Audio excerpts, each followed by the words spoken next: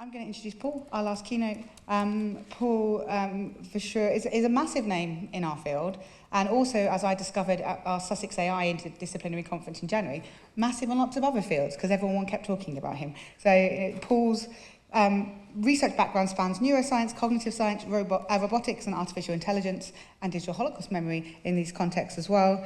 And his scientific aim across all of these is to develop a theory of mind and brain and to apply it to interventions and technologies that support and advance the human condition. He's the chairman of the Future Memory Foundation, which pioneers new approaches towards commemoration of the Holocaust and Nazi crimes. And I'm going to pass on to Paul. Hour for speaking? Okay. And then I'll do Let's try that. wait for things for questions. All right. So I'm going to talk about the work we've been doing over the last 15 years plus. In this domain of Holocaust and Nazi crime, commemoration and education. And I really am seeking dialogue. I'm seeking a collective way forward, okay? And in addition, I'm going to complain a lot, all right? Don't take it personal. I respect what you do. I was very impressed with the things I've also seen here. However, collectively, as a field at large, covering hundreds of institutions across the world, we're stuck. Okay? We have failed. This is going to be one of my messages that I would like to get your feedback on. We have failed, and we have to make drastic steps away from dogmatic thinking in order to honor the history we try to educate people on. Right? So this is one of the things. But don't take it personal. Please, let's discuss this, all right? So on the other hand, let's start with honoring my dear friend Habbo Knoch, who died last year. Habbo was the director of the Bergen-Belsen Memorial. And if Habbo hadn't supported us in our project, it would never have happened, and I wouldn't have been giving this talk now. Right? Because Habbo, as director of the Bergen-Belsen Memorial, and also as a historian, he stuck his neck out for us. He showed the courage we would like to see more in this world. Because he went against a lot of forces inside his own organization, outside the organization, like all this digital stuff that's just distracting, will go nowhere. We are serious historians, we write books, okay?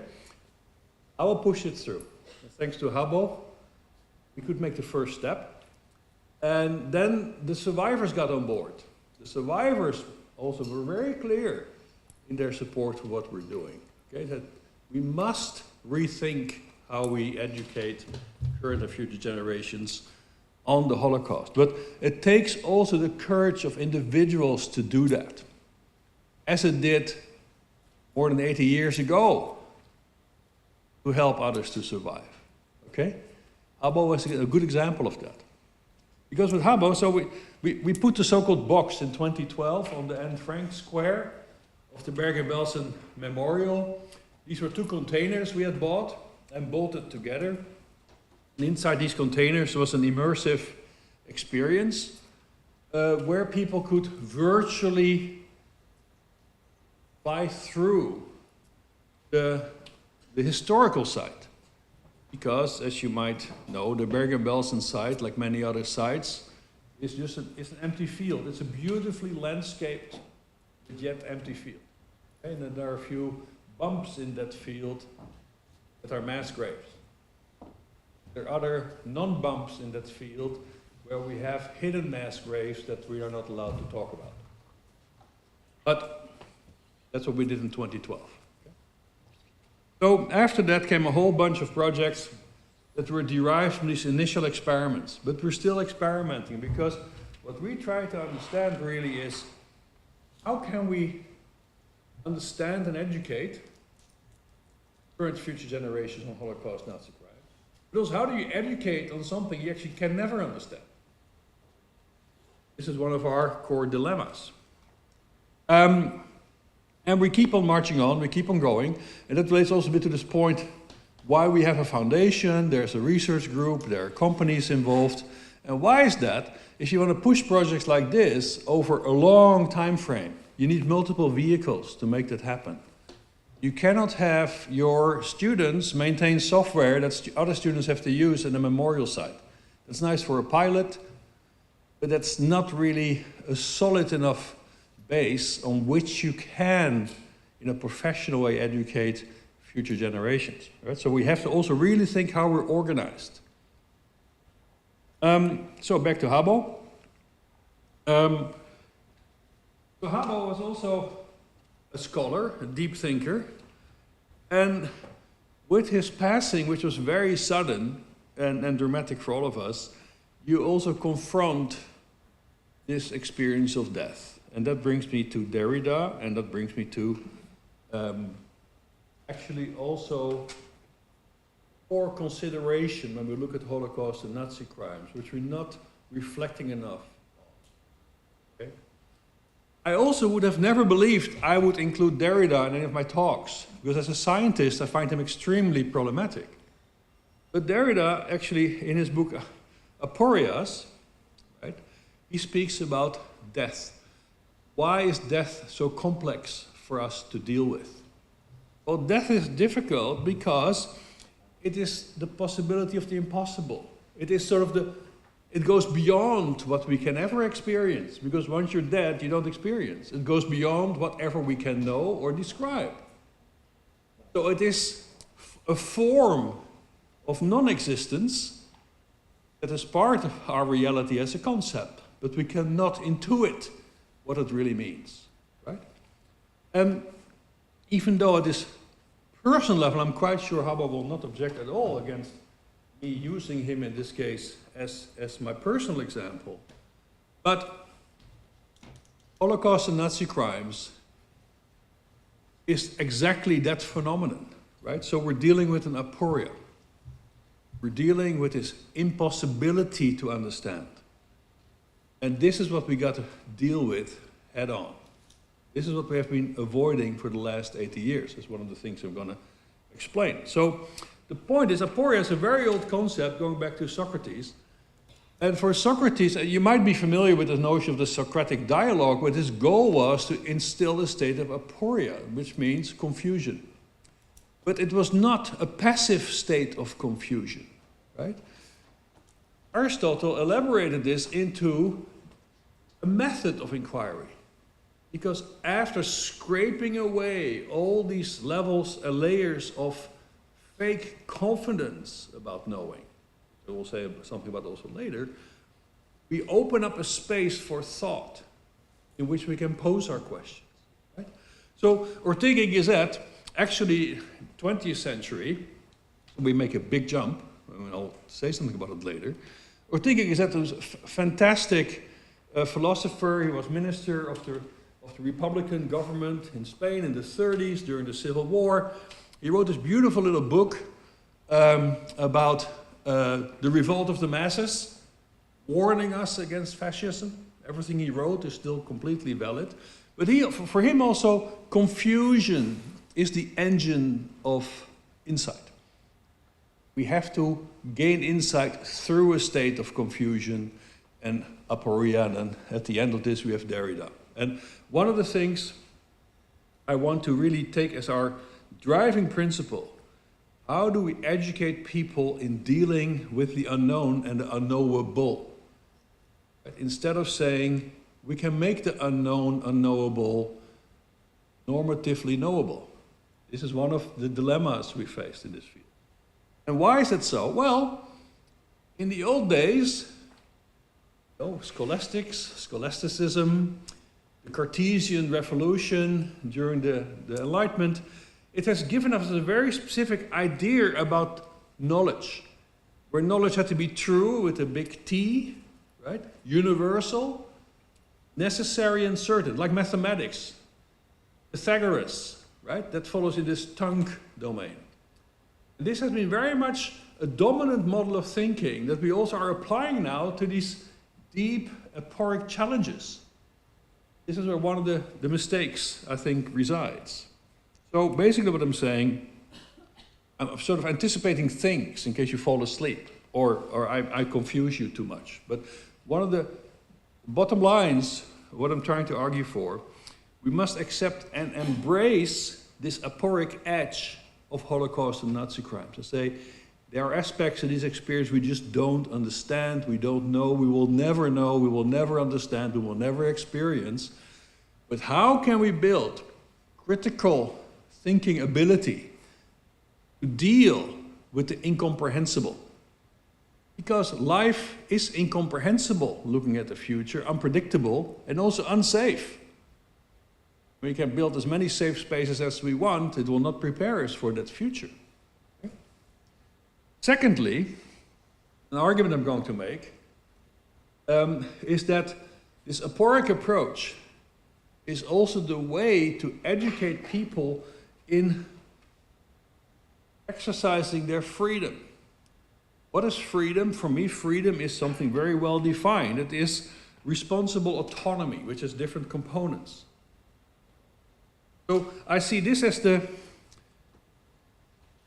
dualistic version of our educational programs. How can we help people to develop critical thinking ability, to accept and tolerate contradiction, opposition, confusion, embrace that, while in the meantime assimilating these forms of thinking to also reshape their own relation to society, their family, reality, and so on. Right? That's the logical link I want to build between aporia and freedom, because aporia, confusion, is also a form of freedom.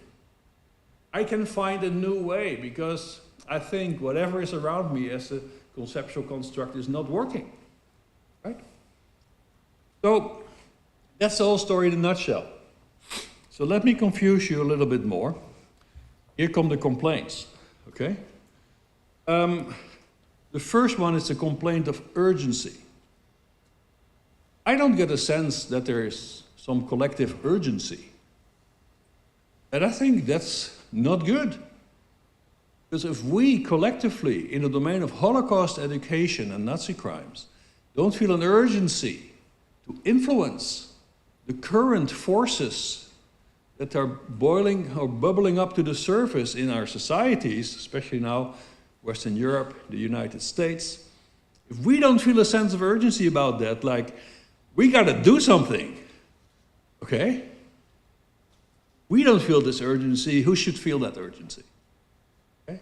And I haven't felt that urgency the last few days, don't take it personal, but I think it is a symptom of an underlying challenge that we must identify and fix.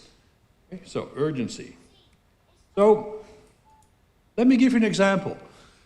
The renowned historian Mark Mezower will publish a book in a few months' time, but excerpts are already out, only focusing on explaining that anti-Semitism is not equal to anti-Zionism. So leading historians have to spend their time and energy and effort to explain again to something that actually we should know. But unfortunately, the notion of anti-Semitism has been instrumentalized and weaponized. And you don't need to agree with me. But I think you have to agree we're having a problem here. And no one is speaking out collectively. Okay? The leading historians of fascism are moving out of the US from Yale. Right? Because they feel threatened in various forms. These are things that should alarm us. We should feel urgency. This is a problem, people. Okay? And the second thing is, where is the Holocaust Remembrance Alliance? Eva explained to us really very nicely how dominant they are in the network of Holocaust education. They are a huge player, these American institutions, in a country that is sliding into forms of fascism in a few months' time. Where's the urgency? I can be completely wrong, but let's hear it, okay? You don't need to agree with me, but we cannot fall asleep like this, because we are all turned into bystanders, right? What do we declare in Holocaust education? Oh, we should really train people not to be bystanders. We are currently collectively bystanders. Okay? We are moved in that position, pretending to educate other people to show moral courage. This is a problem. Another problem. The fantastic analysis by Samantha Power, I hope you're familiar with this book, right, about genocide. We just know genocide didn't stop after the Second World War, irrespective of the enormous efforts to stop them. It just happens, still happens. Okay? We have a discussion. What happens in Gaza is a form of genocide. You don't need to agree with that. But in terms of how we define genocide, there are certain important links here that we have to deal with, however difficult that is. And that doesn't mean politicizing an issue. If people die because of imposed hunger, engineered hunger, we have the same situation as the Allies found or the British Army found in Bergen-Belsen. It was engineered hunger. Hey, we got to deal with it. It doesn't make you a supporter of any of the different political parties, but this is a humanitarian disaster. If we don't speak out and act, who will? So, Raphael Lemkin, who is very much at the he coined the term genocide to start with. So here in the back you see a page from his notebook where he was trying to invent a term. He's working on, how should I call this? It's a new phenomenon. We have no words, right? It illustrates this aporia again. It goes beyond what we know. But Lemkin literally killed himself to get genocide law on the agenda and adopt it. He would not sleep. He would run around in Washington trying to convince anyone who wanted to receive and listen to him that genocide law was something that had to be formalized. Which also happened later on. He saw the urgency. He didn't give up. No holidays, no weekends, right? No life-work balance, but he killed himself for that cause. We should take example in people of this kind. So this is another concerning issue, is that of course we can say, oh great, it's now in the textbooks. Disgraced former chairperson of the foundation EVZ in Germany, at this big step, oh we got it in the textbooks. But the thing is, we don't know how education works. This is a meta-analysis by Hattie a few years ago, but things didn't change. We don't know what works in the classroom. Putting stuff in textbooks is not enough. We have to really think very carefully about pedagogy.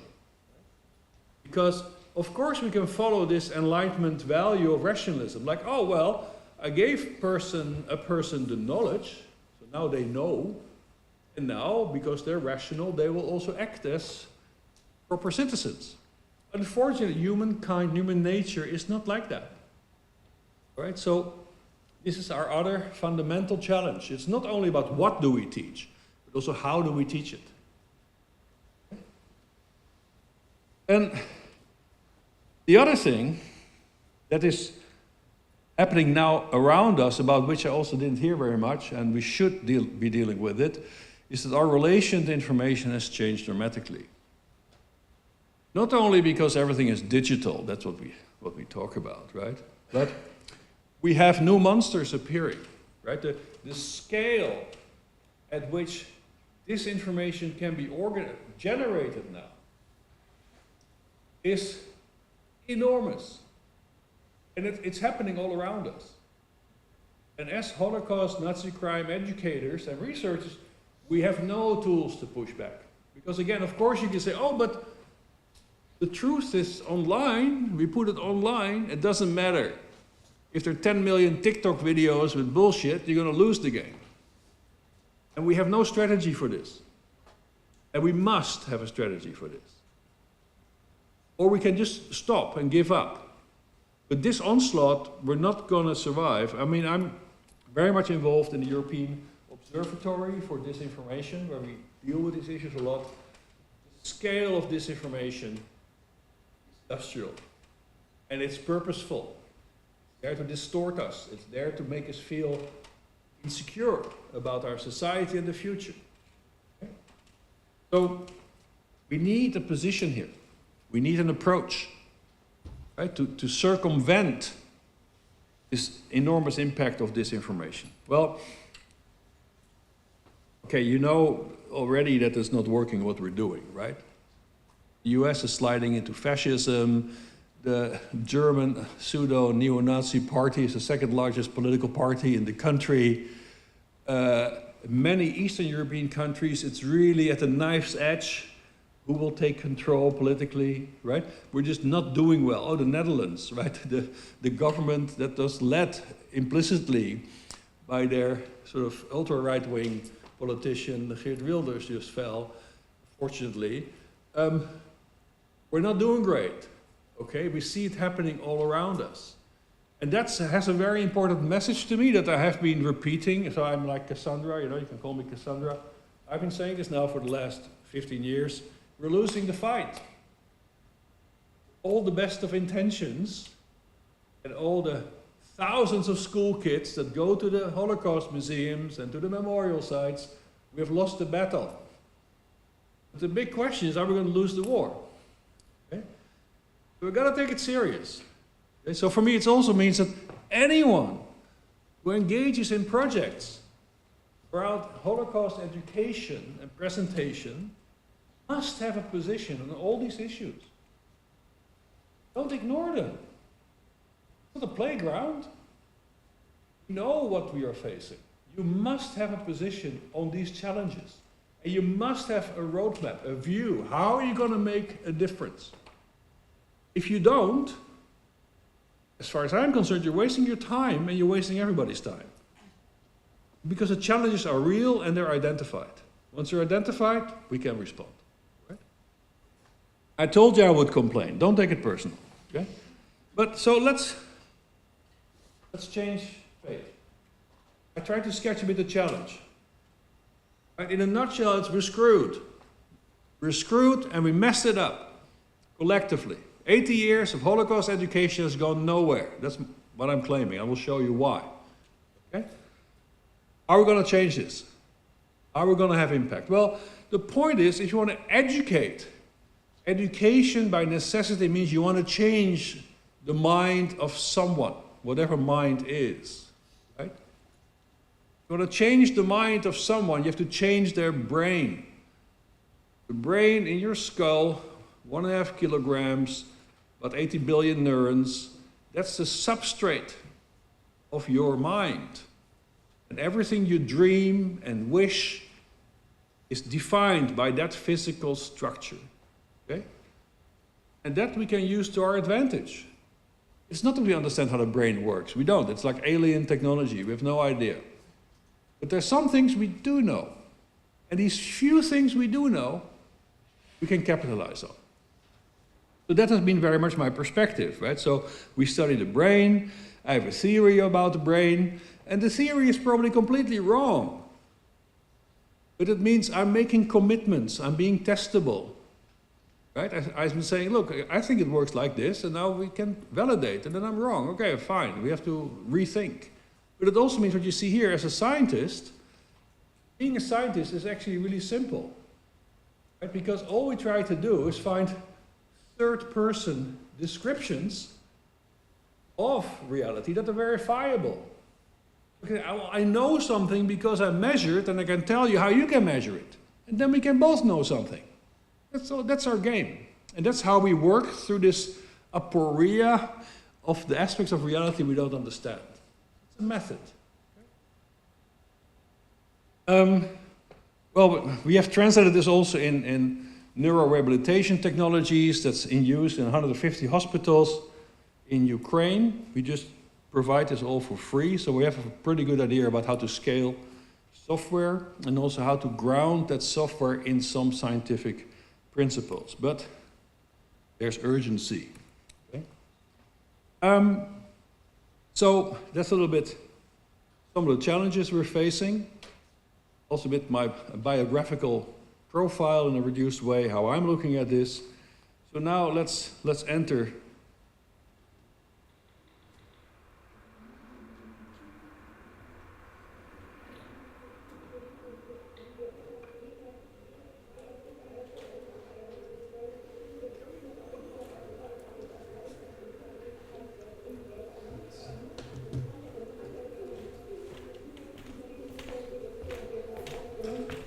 Can we lower the lights a bit here? Because it bleaches the screen, you know?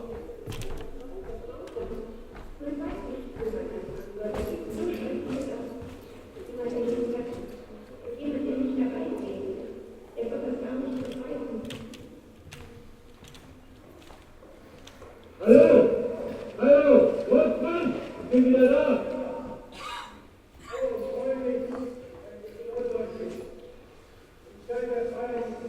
So what we did here, and this is very much thanks to the work of my colleague.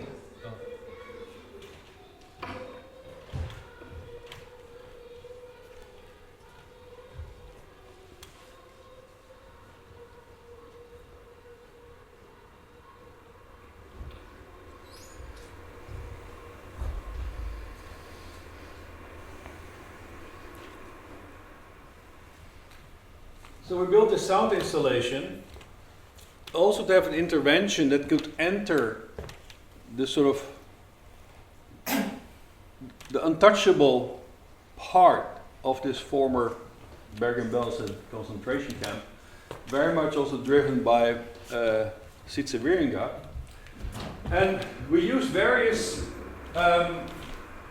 excerpts of interviews with survivors and that were taken shortly after liberation of the camp. Okay, and our idea was to amplify the connection between the museum itself, because that's the tunnel we use as the exit of the museum, and the historical landscape, in which you can have no interventions, but sound can travel, right? It was a very impressive installation, but also we discovered one of the bottlenecks in doing these kinds of things. It ran till 2017. And why did it only run till 2017?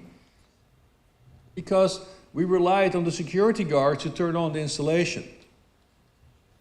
And they're there to just do their work. And they found it a bit of a hassle. So that led to the discontinuation of this installation, because it was work for somebody else. Okay? That's something to think about. So,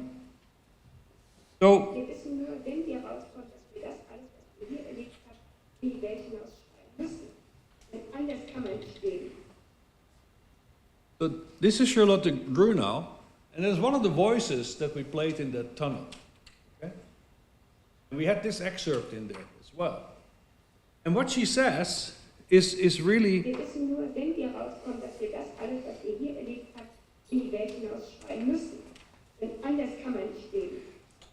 What she's, you can read now what she's saying, right? So she's interviewed a few days after liberation of the camp, and she says, we must cry out into the world what happened to us, and everything. So Charlotte Grunau was a member of the women's orchestra in Auschwitz, and that whole group of people, including Anita Lasker and others, were all transported to Bergen-Belsen in November 1944, where they managed to survive the most gruesome circumstances and were liberated. Okay? You go to the Wikipedia page of the female orchestra, her name is not on it. If you look at that page there, this is a page of describing medical evaluations in Auschwitz. She's there with a number of members of the orchestra. So someone wants to make a contribution. Also I've found there are no pictures, no images of her. Also, we don't know what happened after she moved to Sweden, right? These incomplete histories. So he says we must cry out into the world what happened here. Okay, but this raises really important questions for us today, because Charlotte Grunau gives us like a mission. But who is we now, right? Also in this post-witness phase. what should we be crying about, and how do we do it, right? So this is the challenge we have to have an answer to. And so I want to look at it now from the perspective of what we tried so far, right? And basically the point I'm going to make in this part is to say, well, what we gravitated towards is a very much witness-centric presentation of this history. And I will explain to you why this is a big problem, why this is not working. So, first we have to appreciate what people found there, right?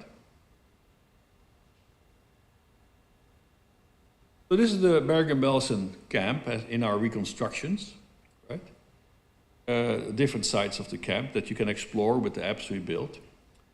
But what people found at Liberation looked more like this, right? So this is a painting by Alan Moore.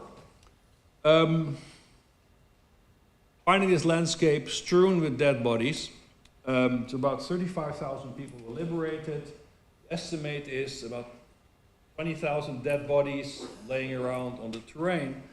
Here's another drawing by Brian Renaud, also 4 days after liberation of the camp.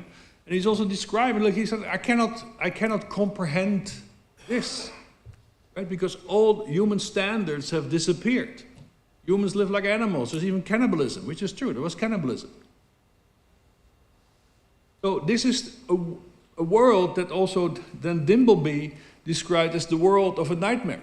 I've been showing here in the exhibition site video of the Dimbleby report on Bergen-Belsen overlaid on an animation of his tour through the camp, which I think makes for a very powerful combination.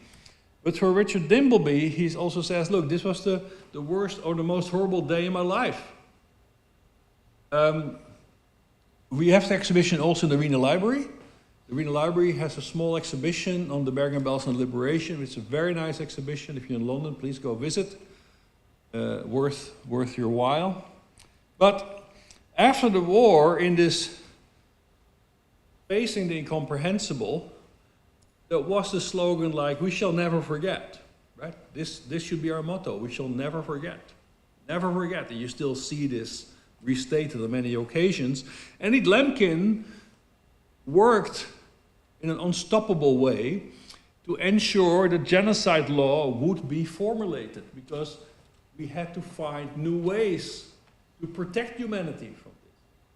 But also don't forget, it's worth to read the process he was in, because for political reasons, immediately the main powers in that discussion, Britain, United States, France, and so on, oh, let's make sure we limit the validity of genocide law. If we define it too broadly, before you know it, they're going to complain about what we do in the colonies, or what we have done in the colonies. So it's not that this was pure altruism by the powers that be at that point in time. Why Lemkin had so much problems is that no one wanted actually to get on board with it. What he was fighting for was at least some minimum compromise. But that compromise is now haunting us. That's why many of these structures we have defined are actually not working. Okay? But that was not because of Lemkin. Then the other thing we did, we institutionalized commemoration education, right? So, like I said, IRA is the leading organization here. There are 800 museums and institutions in their Rolodex. Here I list also some of their main partners. We institutionalized commemoration. So, but that of course opens up an interest. So every solution has its own problems. Because essentially we built bureaucracies of commemoration. And this is worth also further investigation. What are the consequences of that? Are bureaucracies acting out of pure altruism and human value? No, they also need to survive. They also are complex organizations with internal and external politics. Yeah, so how well is that helping us? If you read David Graeber, who I really respect a lot, the the late anthropologist. He also is analyzing how bureaucracies, again, create their own forms of violence. Really, it's worth to think about this more carefully. Right? But in the 60s, there was a big transition in the paradigm. There was the Eichmann trial. Right? In the Eichmann trial, something really important happened, and it was very, very relevant for how we deal with Holocaust history and commemoration, because the prosecutors did something really smart, which is of lasting value to humanity, because let's make this trial about the witnesses, because we want to use this trial to develop a record of what happened. Right? I don't show a picture of Eichmann. Who cares about Eichmann? Right? It's about the witnesses, this trial. It's about leaving a record. We want to leave a record forever. Right? So there were 112 witnesses called up. You can find them all at the Yad Vashem. So this started to already move from a form of, let's say, justice, as that was being thought after in the Nuremberg trials, to testifying. This was then further cemented by the Shoah series by Claude Lanzmann, who, of course, a project that he developed over 11 years, where he collected 350 hours of raw footage of interviews, largely with survivors, to document. Right? In the meantime, this is expanded. By now, across these various archives, there's about 116,000 hours of interview material. So no single human will be able to go through that. Right? Which, of course, raises all sorts of interesting questions. Do we need 160,000 hours? If you talk to the experts, often a very small subset of all the interviews are really used. Okay? So we also use witnesses in education, right? We had them speak to school classes, to the public, and so on, documentaries. And also what I heard here in various presentations, we say, well, it's about emotion and empathy. That's what the witness brings us. Okay? And so all these witnesses, these hundreds of thousands or thousands of hours of witness reports, have to bring us empathy and emotions through which we will hopefully follow human values in our conduct. But what we're forgetting, emotion and empathy, are very limited concepts. Empathy does not mean sympathy. Empathy does not mean action. Empathy is a very naive view on human psychology. Bystanders had empathy. They could very well feel what those victims that were beaten up in the street and killed felt. And that also might have enforced their bystander role. Well, I better not do anything, but I'll get in trouble because I know what that's going to feel like. Empathy is also part of a defense mechanism. It also freezes us to act. It turns us into bystanders. Emotion, so forget empathy. If anyone wants to use empathy in education, fine, but give me arguments why this will work. Okay, show me. I'm claiming here it doesn't work. I'm going to give you one example on emotions. Emotions lead to confabulation. There's a huge literature on that. I will show something about it a bit later, I'm not running out of time. But the human brain has about a dozen different memory systems. We're not a computer. We're the product of evolution. You have emotional memory, around the structure called the amygdala, and you have episodic memory. Episodic memory is the one we want to target. That's the memory that has context. Like, I'm in this room this evening. You can recount. I was in this room and I listened to this guy telling me something I thought was all complete crap, but I was there. Okay? Emotional memory is a very localized memory. It focuses on single items that are sort of traumatic, like the dead body that you see. So, and these memory systems are often also in competition and not necessarily aligned. So if you educate on emotion, you're not educating. You're just traumatizing your subjects. It doesn't mean that emotion plays no role in narratives. Of course it does. But it has to be used in a very controlled way. So this is what a simple experiment we did to prove the point in cultural heritage. We reconstructed the delousing building of the Bergen-Belsen Memorial, which is a site, of course, where you also have this transition often from in which people are dehumanized. Right? This is where you lose your possessions, your clothing, whatever. You get mistreated. We built 2 virtual visits to this building. One very factual, that just told you what's the space, what's the function, how many people, and so on. The second group got a very personal story, a testimony of a person who went through the delousing building, and she recounted her experience. Right? And then we did something really simple. We just asked people, okay, we posed them questions immediately after the experience about things they might have encountered, but we also asked them a week later. And you see that the group that was exposed to the emotional narrative has better recollection immediately after the experience, but already after a week, the accuracy of their memory is significantly below that of the factual group. That is a signature of this confabulation, because the human mind, what we do, if you ask me something like, tell me something about the delousing building, I have a vague recollection of some details, your brain will start to fill things in, because this is how our brain works on prediction. We predict stuff.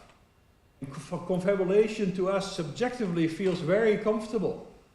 Okay, so it's not on purpose, it's not bad intention. It's just how memory systems work. If there are missing bits, we fill it in. Okay? It's like hallucinations in these AI models. We do exactly the same thing. Right?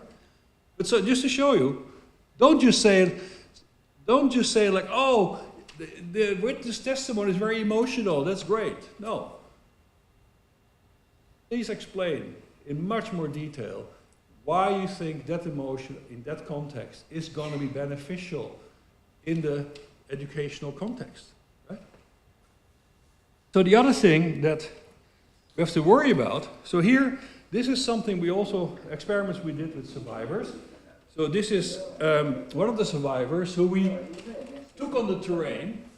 Suzanne went to Sweden after the war, but we took a reconstruction. No, not so near. No, not so near that I could not see the people in the kitchen. No, for what they were doing. So we are revisiting sites. The people, that people and the living people I saw. Yes. Like the movement that you described. Yeah. Movement till job and from the job. Mm-hmm. Right. And och de här, så det finns det här vagnarna, socialvagnarna med de där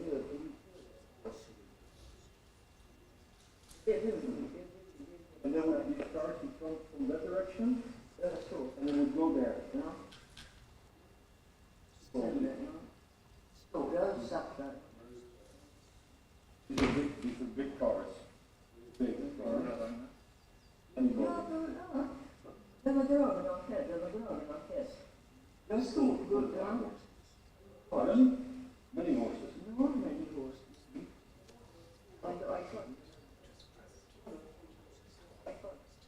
So what we're doing here is also deal with the psychological validity of the interview. How the Shoah Foundation performs its interviews is scandalous. Psychologically, complete nonsense. Because the witness is put under enormous stress to answer a huge amount of questions, many of which they don't relate to. And the ones I spoke to who were part of that life only had negative things to say about it. This is not how memory works. Our brain is not a computer like a file archive, like, oh, let's take all the files out and now I have objective knowledge. It's impossible. Memory is constructive and reconstructive. So memory needs a cue. Using that cue, it will reconstruct memory. That's what we did here, because we use our reconstruction as the cue to the memory of the survivor, which has two main beneficial effects. The witness is speaking about space, not about them. So we take a lot of the stress away. They don't feel put on the spot. Secondly, we are cueing memory. Okay? So we've done about a dozen interviews of this kind. We would have liked to do a lot more, but then you see that people treat witnesses as a commodity. You ask access and you're told like, no, no, they're my witnesses. Contact them. And as a result, we lost a lot of opportunity to do more psychologically valid interviewing. Don't go to a witness and ask them just to recount, because what you get will get highly rehearsed stereotype stories. Memory is reconstructive.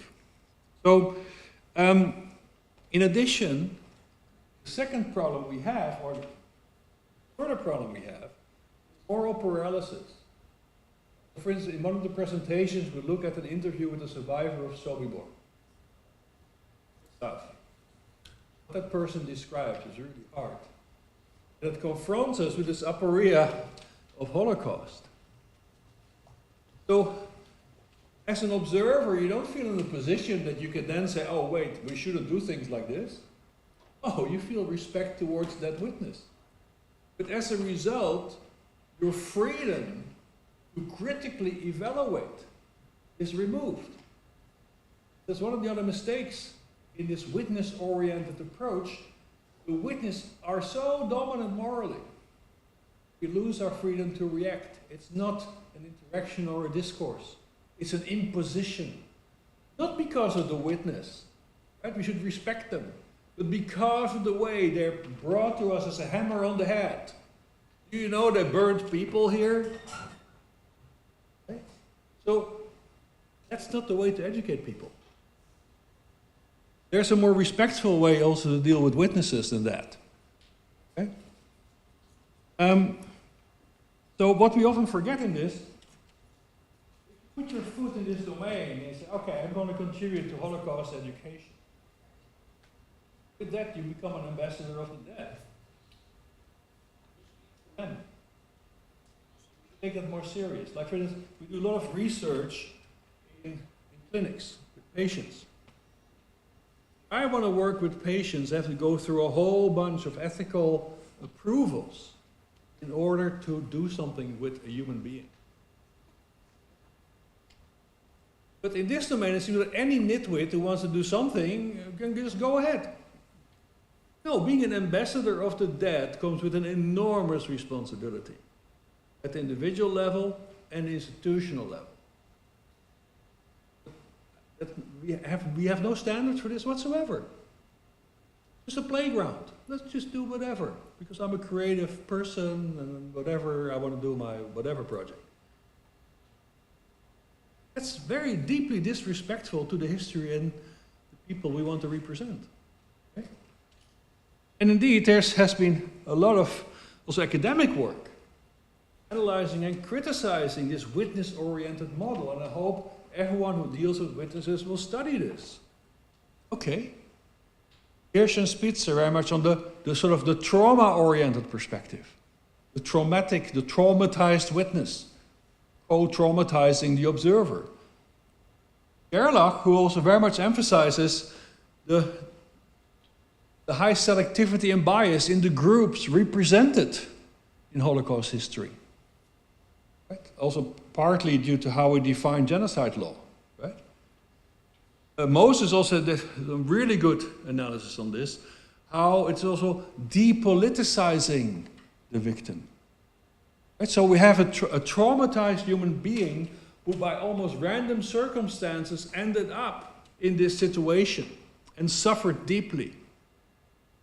So we don't look at it from the perspective of, no, there was a system behind this. It was contingent on something, a political process. Okay? And as a result, as also from Moses' analysis, as a result, we also have to imagine that these crimes were committed through pure hatred by the Nazis from outer space, who just disappeared after 1945. Because we have depoliticized the victims. But the victims are the result of a process, and we must educate people on the process. Moreover, imagine we have all people in this world listen to all testimonies were ever recorded. Will that make for a better world? Think it through as your thought experiment. For me, the answer is clearly no. Not enough. Okay? And the other thing is, of course, disinformation. And for your pleasure, this is all generated with AI. These pictures, the whole flow, it's all fake. But I could easily have told you a story about each of these pictures. With all faked information, and it would have been a few minutes of work. Okay? This is the new world we're entering with our witness testimonies. Okay. Anyway, so even though I have 10 minutes left, let's look at the future, what we're going to do about it. So how do we recalibrate, right? Kurt Vonnegut versus Santayana, right? Human nature versus the values of the Enlightenment. Well, the witnesses are central in establishing the ground truth of the Holocaust. But historians, if I say ground truth, they all start to get very nervous. The first thing we need, okay, is a ground truth data set. We must know the facts. I will emphasize this again later. So witnesses are central to this ground truth, but they are in themselves not a pedagogical method. We want to change the mind, right? We want to change the brain. Then, what we also forgot, who speaks for what Primo Levi called the drowned? Right? The drowned and the saved. The drowned were those that were not saved. Who speaks for them? Right? So like, for instance, if you look at, this was the summary of the Bergen-Belsen concentration camp and its population, signed by Kramer, the camp commander, on the day they handed over the camp to the British Army. And he's listing here the numbers, how many prisoners were where. Well, the Jewish prisoners were a small group, still thousands, but certainly not the biggest group, because most of them were already transported in the direction of Theresienstadt. Okay? But I don't think we have evenly represented that. In the last commemoration, 80 years of liberation, the whole narrative was a Jewish narrative, and we have to respect that. But they were maybe 20% of the population. The majority were Russian prisoners of war, women, a lot of women from the Warsaw Uprising, male political prisoners. No one was there to speak for the drowned. And that should worry us. Okay? And that is also the result of having this very much witness-oriented approach. So, wir sind nicht mehr ganz normal. Aber wenn man anfängt zu erzählen, dann ist es so grausam. Man weiß nicht, wo man anfangen soll. Es gibt so schreckliche Sachen, die man erlebt hat, dass man keine Worte findet, sie zu schildern. Und jemand, der nicht dabei gewesen ist, der wird das gar nicht begreifen. So we're going back to the aporia here, right? Oops. So Charlotte Grunau is saying here also, like, they must think we are crazy. No one will believe what we will tell them, and we don't even have the words to describe it. That's why another survivor of Buchenwald, Rousset, he described his experiences in the concentration camp as existing in the realm of King Ubu, which to him was like a separate universe, right, where otherworldly forces were reigning. Because he said, there's no way I can bring this into the experience that my fellow human beings have. I have to find another model, another approach to communicate our experiences. So that brings us back to Derrida, right? So this idea that death is at the edge of the aporia. It holds for Holocaust and Nazi crimes. So we're back at aporia, so how do we explore that? Because that's what we have been doing over the last 15 years without fully realizing how to articulate that, right? So we have space.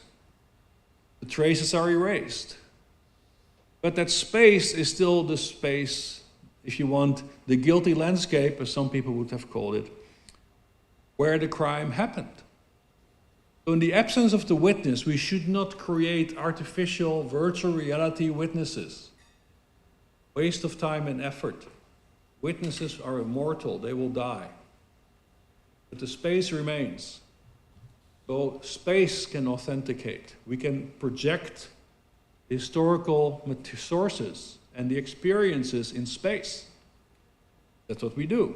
Right? This is Jasenovac in Croatia. Here we have kids going around, school kids, with tablets. They explore this reconstructed space through which they can then discover the history. Right? So the steps in which we do that is reconstruct the space, recapture the space, right? Reunite the space with its narratives. I'm going to say something about this. Allow individual discovery. So respect the agency and autonomy of every visitor. Let them discover their own story. But of course, in a guided way. It's not random, right? But individualized experience. We exploit embodied agency over information gathering and constructivist learning, and I will define, if I have time, to do what that means. So for us, we see the narratives we project in space as constructed around 4 dimensions, right? So we have space, then we have objects, we have persons, and we have context. And we have to combine these in the narratives that we project. Okay? And how do we do that? Well, every circle can be a point in that space where we tell such a multidimensional story, a mini exhibition in space, while the user is moving about in the physical landscape. Okay? Another concept we can apply, it also comes from Habo Knoch, and I think it's very helpful. It goes back to Bakhtin, which is the chronotope. Right? Bakhtin was very interested in quantum physics, the relationship of space and time. And he was thinking about how do we look at narratives organized in a spatial temporal dimension. Right? So this is how we think, this is the structure we follow. We say, look, I have a layer in the narrative, which I should declare to my user. I have space, this is factual. I'm physically in that space and I can touch it, right? But as I go deeper into this narrative chronotope, I also reach more subjective levels of experience. And so the tour a single visitor makes is actually a trajectory through this chronotope. It's organized around these 4 dimensions. So then we have combined that, also working with the Bergen-Belsen Memorial, in a constructivist learning model, where students get these tablets, they go out in the chronotope, but in very specific educational phases. There's preparation, to set a context and a frame. There's exposure, which is really free exploration, bookmarking, what they find interesting. So in that sense, they accumulate now knowledge and experience. And then the third phase is reflection, where the group comes back together, and now they discuss their bookmarks. And it's through that they give meaning to their experience. But it's the meaning they have created collectively. It's not an adult that tells them what to think. Okay? So individualization here is of relevance because of this notion of Vygotsky, of the proximal zone.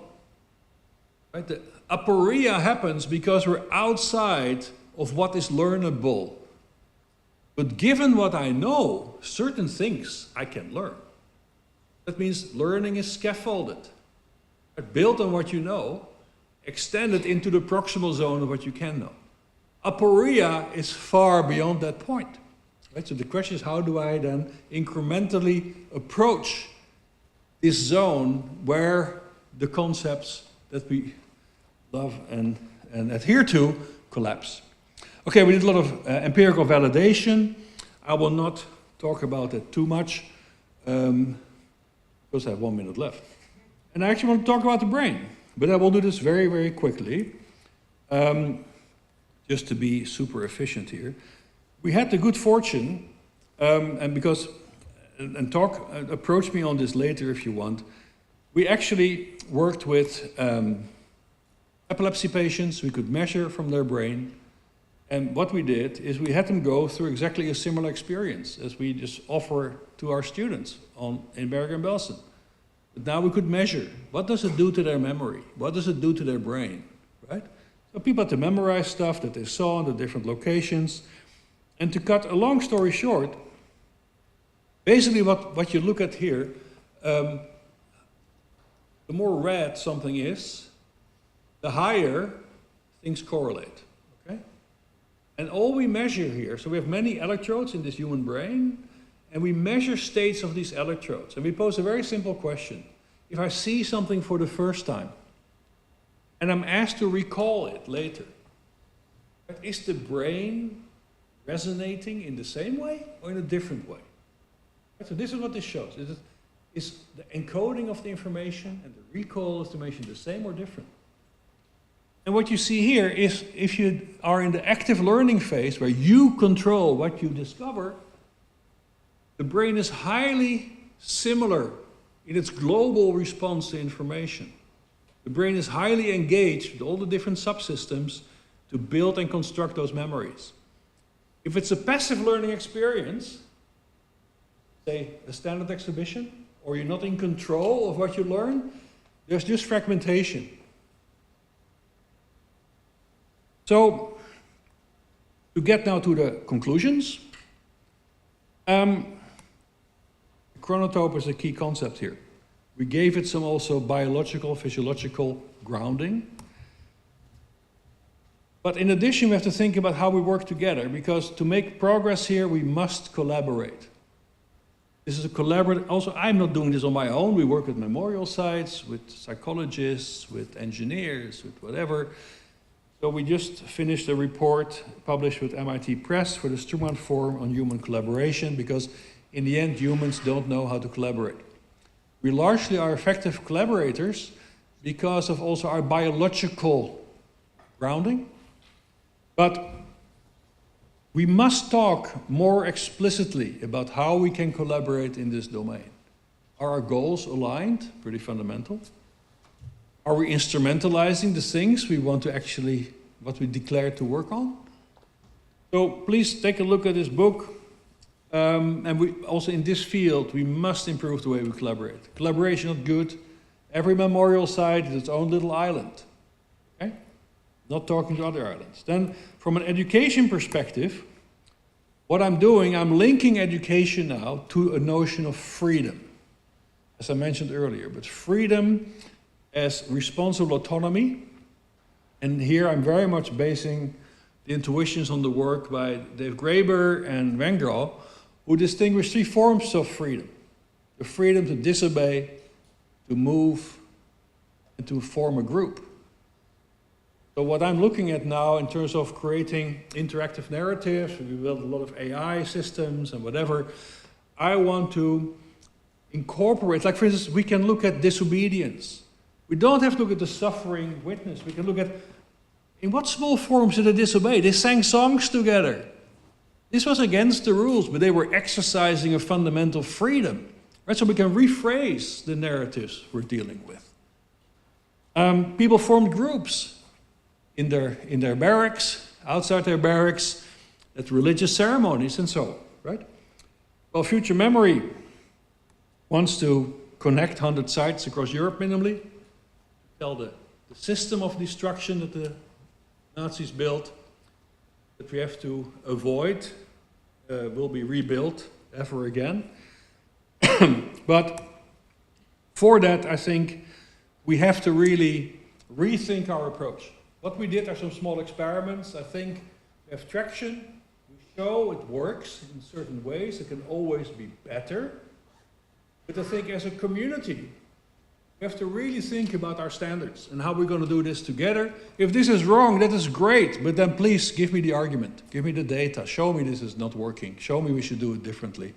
But we have to have this discussion on what are our principles of operation. And also in that, I would really appreciate the development of an ethical code of conduct.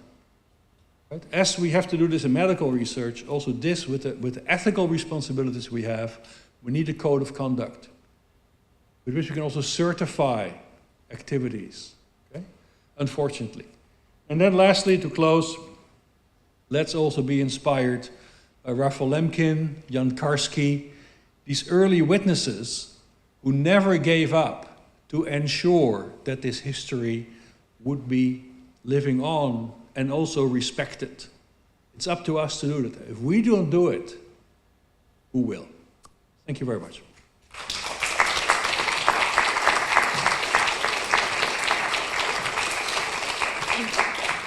Thank you, Paul.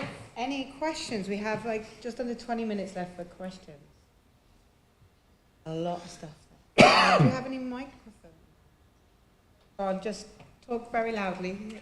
Oh, we do. There, cool. Yes, yeah. So the mic's coming to you.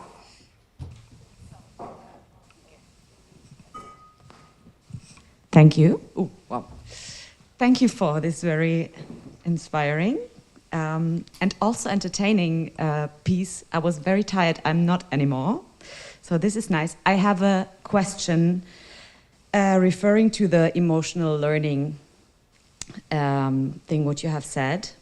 I mean, this is, like, even though I'm not an educator, this is no news to me. I know that there are like standards to not overly, to don't do education overly emotional and so on and so forth. But what I was wondering, and I thought maybe you could explain it to me, like from a brain perspective, if emotional learning is not sustainable, why is populism or conspiracy narratives, why does it work so well? I mean, does it refer, is it like relating to a topic? Are certain topics good to be emotionalized and others not? Like, what's the difference? Mm-hmm. Great question. Really, you're really on the ball here. The point is, so how we think about the brain is like a layered structure. Okay? And the more you advance in these layers, the more your operations become dependent on memory, and the more they become cognitive. Okay? So, like deliberation, to really think about stuff, is all here in the frontal lobes. Okay? While if you go back into the brain, your immediate defensive response sits really deep down in the midbrain, brainstem, down here, very primitive structures. All vertebrates have it, and so on. Okay? So the brain is not one big computer, it's a layered structure, and if you move through the structure, cognition becomes more dominant. Okay? The emotional system is partially shutting off this bit, the frontal lobe part of the brain, because the brain is always measuring fight or flight. Is it safe or is it not safe? Okay? If it doesn't feel safe, you shut down the whole deliberate system because you have to conserve energy to fight or flight. Okay, so in emotional learning on the one hand colors the content that cognition works with, but it's always shutting down partially your deliberate systems. And it pushes you down in more primitive control structures. That's why populism works on very discrete bits of threatening information. It's driving these more primitive emotional controllers. Educating people on the upper of Holocaust requires a lot of thinking, reflection, meditation, right? To really get to some form of understanding. So there's very cognitive effort. And that is sort of in competition with the low-cost, easy, item-oriented emotional response. Okay, so this is why populism works. Okay, as long as you make the world look scary, populism wins. Okay? Can I ask a follow-up question? Go for it. It's, I mean, it's a bit provocative right now. Why is, when like I understand that now, thank you. Why isn't the conclusion, okay, then we have to adapt to this because of urgency and the world is crazier every day? Like, why don't we deliver bits and pieces that are easily understandable, consumable? We just, you know, discard the idea of the complexity and say, all right, we adapt to the methods. Good point, but with that, you push your observer into the flight or fight system, right? So you create stress, you do stress, stress leads to fight or flight, not to reflection, not to projection onto the other, projection onto other groups, and so on. It really closes levels of reflection and cognition. So it would defeat the purpose of education if we go the emotional route. The only thing but I don't think this is working either, because people have tried. Look at the Democratic Party in the US, or look at the German elections. The opponents of DFG, the German partially neo-Nazi party, were really trying to point out these guys are dangerous. Did that work? No. The Democrats in the US elections last year were also like, well, Trump and his friends, they Project 2025 will destroy our country. Did it work? No. Okay, so I see your point, it's logical, but I don't think it will work psychologically, and I think I have some indications that it will not work. Okay? So I think it's much more about showing people we can embrace confusion and complexity and contradiction. If you hear about the Israel-Palestinian conflict, you don't need to choose sides, because there's good and bad on all sides, and we have to reflect on that. That's the point we got to reach. But that's not in a fight or flight mode. In a fight or flight mode, my time window is shrinking, I have to act now because I'm under threat. Right?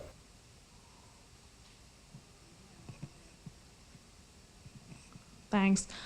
Paul, first of all, thank you very, very much. I agree with you on the first notion. We kind of have lost. In a way, we are not where we want to be in a field of Holocaust education and outreach and remembrance culture. What you told us when I grasped your narrative, which was deeply complex, is that we've had in the last few years, and I'd say it starts as soon as 45, 46, the trials, a culture focusing on witnesses, on survivors, actually. And what you're countering this with, and saying it would be more successful, is talking about space. So we come from the personal to the more neutral, because we have the space. And I keep on wondering, yes, talking about witnesses is simplifying in a way. And I do understand your argument here about what I wouldn't call emotional, but often pathetic and thought narrowing in working. But what comes to my mind is actually the complexity of human agency that we have also, of course, with survivors, with those who were murdered, but coming from Germany especially. I think about bystanders, I think about perpetrators, and I ask myself, in your argument of moving from the personal towards the spatial, why don't try to be more complex and tackle what's, I think, more difficult, but also more important currently, talking about bystanders and perpetrators. And I'd love to hear what you think about that. Yeah, no, this is really a good point, and that's why I put up the video here. I'm not saying we replace the witness with space, just like that, okay? But I'm saying slightly over. No, don't worry. But I'm making the point, I'm saying it's the authentication that is switching. Right? So for authentication, we move a witness to space. But for the narrative, for the content, I will still rely on witnesses, as you see here. But I scaffold it in space. So space is just a way to drive the memory systems and to authenticate. And then I tell the story, and the story is this chronotope, in which personal stories are an important ingredient, but not the only ingredient, right? So I'm not replacing witness with space, but space gets there to authenticate and to drive the memory system. And then I tell whatever narrative I want to tell within that chronotope. And this is now what we're looking at very much. How do I guide the user through this chronotope to really maximally drive their agency and autonomy in the choices they make, also getting comprehensive information that's meaningful to them. And witnesses will be still an important contributor to that. Okay, so it's more embedding witness testimony in indeed a higher dimensional content space. But it's still a core ingredient, so I'm not reducing that. I hope that this is clear. Anna, did you start?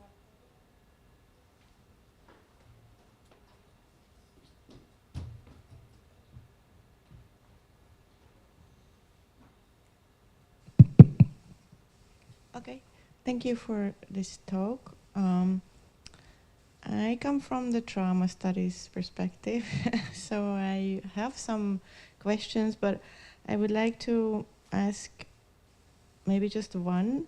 So why would it be a problem if a visitor in an educational context or a student experienced for a while this flight and freeze or fright response? Because they know it's not real, so it's kind of a taste of what had happened to those people. So then it would create a human level of understanding, not a factual, not so much what happened, where did they go. I agree with you completely about the interviews, which like force those survivors and even the other bystander interviews, and they cannot create their story because they have to ask the questions. And it's like the overdoing of the factual references. But I am all for people, the emotional understanding. I don't know if it's the right word, but just to get a glimpse of it, what it was like. And it can only happen if they feel it in a way. Yes, they would get confused, and then they would come out of this situation. And then next time it would be better, they would be better at understanding what causes trauma to others, what causes stress, and how we can prevent it. I see what you're saying. and for me, that's also an empirical question, right? We should measure how well does this work.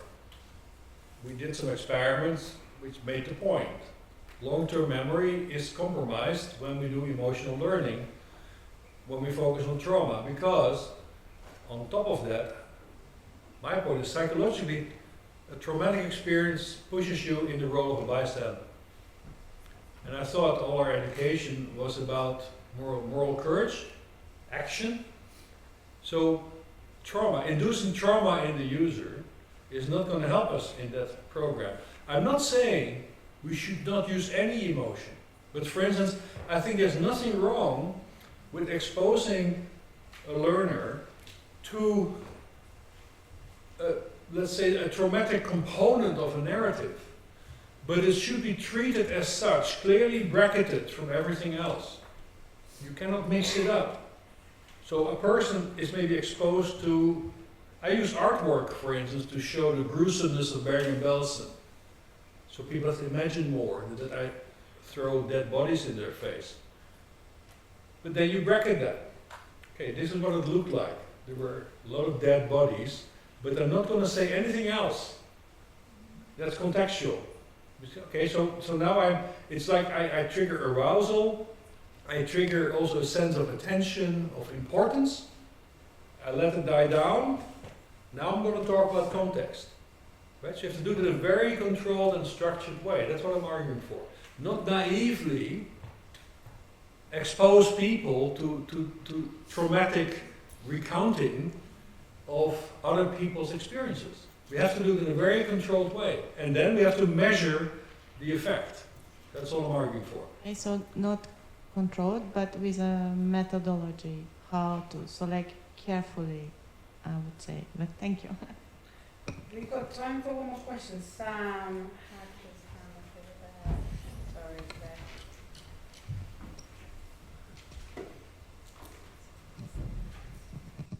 Hi, cheers, thank you. Question, yes. Is it a question or a kind of appeal for further reflection? I'm kind of new. I think I class myself as still quite new to engaging with the field of Holocaust memory studies and genocide studies, Holocaust studies. And I'm picking up on your comment about, I can't remember the exact tense, but you know, we have failed. I'm, you know, I think there's a lot of that sense in the conference in different, and it's come out in different ways, but it's also being quietly sensed, right? Which also speaks somehow to this fight or flight and the polarizing forces that we find ourselves all within presently. And as someone new to this field, you know, I felt, okay, well, this is a space where we need to move very, very sensitively. But I think what I would ask you to reflect on a little bit more, and maybe it's something for us all to reflect on, I don't know if that sounds arrogant to say that, I'm certainly reflecting on it myself, but what does it mean to reiterate a sense of failing or having failed? You know, I could quite easily ask, when did we start failing? And if we are failing, also, when have we succeeded? Because we could say, every time we fail to fail, we have succeeded. So we've been succeeding in many senses as well. And I think the reason I want this reflection is because it comes back to your last slide. And I wonder whether we are also still failing to, even in that slide, I think, you know, recognize the urgency and ask ourselves, what next? What are next? And also, no, not to disrespect these conversations, but these are very specific type questions about what to do in terms of the witness or the space. But for me, this last point on collaborate and the exclamation mark is central, and I think it lies behind the point of this whole conference, which is we've got to avoid polarization within ourselves. So I just kind of want a bit more reflection on that kind of, have we failed? Are we failing? When are we succeeding? Where now? So just a small question. Look, thank you. This is very helpful. The point is, I see a lot of dogmatic adherence to a practice of commemoration and education. How do we break through dogma? This is one challenge we have. Okay? This is why someone has to also bring the bad news. This is why you hear me say these things, like we failed. Okay? Are there successes? Yes. The Falstaff Memorial tripled its visitor numbers within 1 year using our application. Okay? The Bergen-Belsen Memorial has a waiting list of 1 year of high schools to visit using our program. Because all the high schools now know in the area, this is where the kids are really motivated to learn. And they return to school very reflective on that part of history. So these are measures of success, but I don't want to do too much, you know, chest thumping. But also in our empirical validations, we measure quality of memory and so on, we see this works. So what we have done, I'm only standing here and presenting it to you because we have shown that it works. Okay? And it always surprises me that people don't knock down our door to get our technology because it's just there for free. Okay? That's not happening. Why is that? Because we don't collaborate. Okay? So there are also examples of success. But let's also be clear to each other. Life is unsafe. Okay? As a scientist, we fail continuously because that's part of our method. When we fail, we learn. Right? It's not like, oh, now I'm a victim. No. We have to improve by failing. Okay? And we just have to embrace that. but we have to embrace that collectively. So anyone who's now investing in building their own little app or whatever without consulting with the community is not helping. These are vanity projects, they're ego-driven projects, they will certainly not contribute to any form of serious commemoration and education of Holocaust. And at times maybe, okay, I try to confront in that sense the community a bit more, maybe also to make you angry, because anger, even though that's emotional, is a driver for action.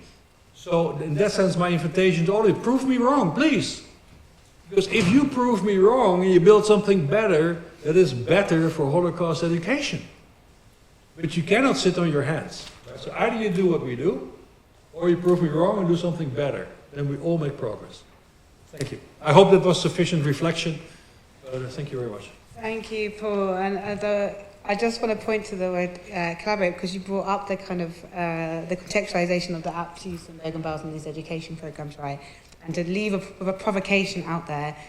We interviewed front of house staff at Bergen-Belsen, as well as educators and Sitzke and your team and curators and other people involved in developing the app. But the front of house staff were giving the app to random visitors based on ones they thought looked like they might be interested and keen, totally out of this other context.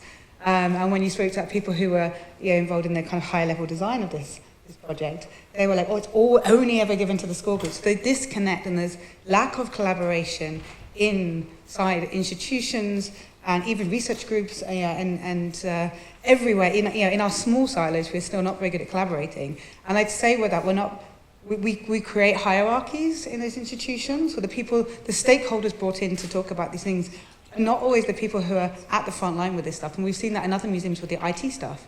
The IT staff who do all the maintenance, all of the digital stuff in some of the museums, and never in the stakeholder meetings at the beginning about building these programs. Thank you very much, Paul. The next session will be kind of 1:45. Please find your way. But yeah, thank you very much.